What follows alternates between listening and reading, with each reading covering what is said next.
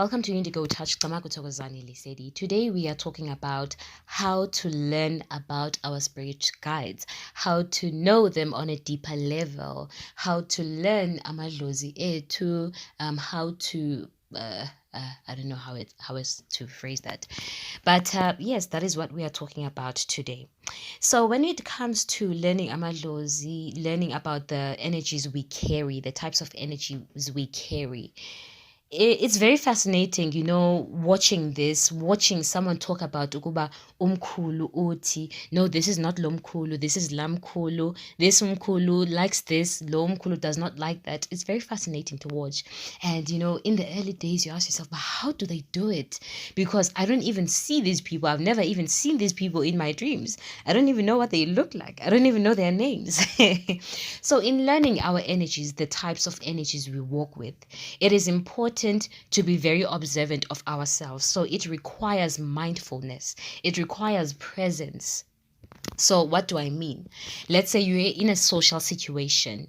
It's best to put the phone aside in a social situation and just observe the way we interact with the environment. So we may start noticing ukuba sometimes I am more drawn to these types of people than those types of people.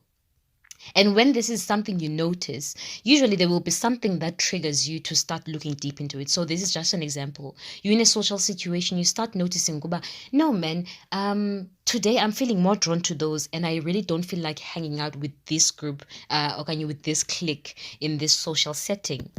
And then once you pick up on that, you start analyzing, okay, what else happens to me during that time? So ngalo mini, during that day when I feel more drawn to this clique, to this group, what else is going on in my life? What colors am I wearing? What food am I craving? What do I want to do? Where do I want to go? And that is how we start identifying the energies we walk with. We start being able to distinct them. We start being able to make a distinction between as energies that we walk with. So once we start figuring out, we know kuba, okay, when this happens, there is an energy of utatomkhulu, ikhehla.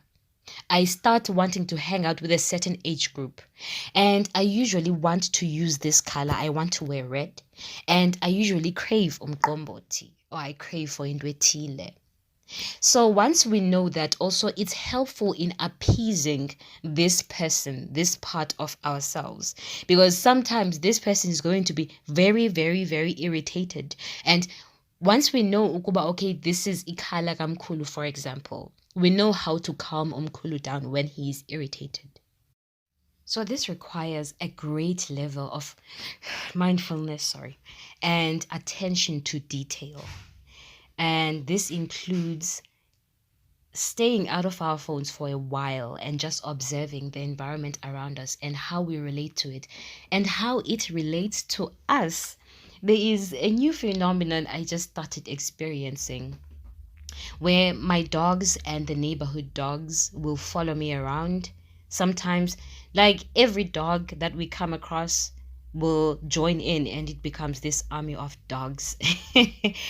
And now I've come to realize, as much as I may not notice at that moment, it's because I'm carrying this type of energy. And I started tracing it back, okay, this type of energy enjoys this and does not like this.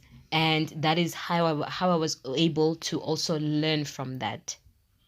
So the way the environment interacts with us will also tell us what energy we carry when we cannot see it for ourselves. So this is, in a way, this is Izithunywa, this is our ancestral spirits enforcing the message of ukuba no man is an island. The way we interact with other people and the way people interact with us will provide a lot of information about us. The way the environment responds to us will carry a lot of information about us. So to sum it up, it's observing desires, observe what you're craving for. And if it's something that's out of the ordinary that you're craving for, check the color you are wearing, check the clothes you are wearing, check their color. Ukuba, I'm wearing this color. What does this color mean? And why am I craving this thing that I never crave? What is the link between these two? Once we start out asking questions, answers just start coming. And when the answers come, don't underestimate them, because we underestimate ourselves. We usually want someone ozonqinisisa who's going to confirm what we are seeing with the mind. But the answers that come as you start questioning yourself, those are your true answers. Those are your true answers. And the last part of learning about our guides is making use of the tools we have been given by our guides. And by this, I mean amabai and other spiritual stationery. So, especially when it comes to amabai and izipika, it's important to have our experience with these and to really sit with them. So, wearing ipai for one day, for one session of ukupahla or prayer, or 1 week mhlawumbi, it may not be enough to give us a clue as to where did this come from and who is the custodian, who is the person who gave me lamabai, okanye what type of energy gave me elibai. So it is important to really stay with these tools for quite a long time until we start getting a revelations as to ukuba why were we given this.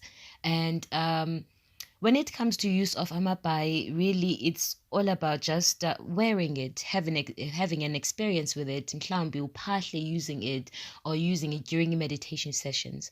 So the way to learning about this, where does it come from, is observing ourselves during that period when we are wearing elipai. Ukuba, what happens to me? What happens to my mood? What happens to my emotions, to my feelings? What are my desires and all that, and so on and so forth. Ukuba, what is different when I'm wearing elipai and when I'm wearing elipai? For let's say, for example, you get ipai that when wearing it, you wear it for about a month, full month, and you start noticing a pattern. Ukuba, whenever I put this on, I start feeling like I could go to the mountain, or I could go to the water, or I could go to the ocean, stuff like that. And that is when kengoku we start learning ukuba this is ipai that links me to this type of energy. So I carry this type of energy, or this type of spirit with me. And also when it comes to izpika negyasi, they usually have symbols, and those symbols also offer insight into who we are or the energy that we carry. I've spoken about these symbols before, and of course I did mention ukuba is symbols, they have different meanings for different people. We attach different meanings to different symbols, so I can't definitively say ukuba this means this for you. And that's another thing, ukuba I can't tell you what ipai means. I once mentioned this before, ukuba I don't answer those questions. Ukuba, what does ipai eltile neltile mean? I don't know. I don't know. I only know awam what they mean to me, and it's up to each and everyone who has ipai elitele to find out ukuba what does this symbol mean for you. We could have general meanings. Mhlawumbi sithi ingwe into ebonisa amakhosi. It is a symbol of amakhosi, but then an in-depth meaning is going to come. Individual is going to come to the person who was given elobai. So there's really no way of rounding everything up. City, this means the same for everyone. That's why it's important to have an individual meaning, so that we can attach even our own personal meaning to our spiritual tools, and we can have a connection to them. Because when someone, far too often, when someone tells us ukuba this is supposed to do this and this and this for you, we have an expectation. We carry this expectation of ukuba we expect certain things to happen when we wear elipai. When those things don't happen, we get frustrated, and we just really don't have a connection to our tools because we don't know what they mean for us. We carry a meaning that was assigned by someone else who had their own experience with those spiritual tools. So I think this is where the topic ends with regards to indaba of finding our spiritual identity. And like I said in the beginning, it all lies on mindfulness. It all comes down to paying attention to ourselves. It all comes down to introspection. Is it the right word? I'm not sure if that's the right terminology, but really it all comes down to observing ourselves at all times, and knowing ukuba there is a meaning to our emotions, our feelings, and our desires. That is all I have to say for today. Thank you for watching.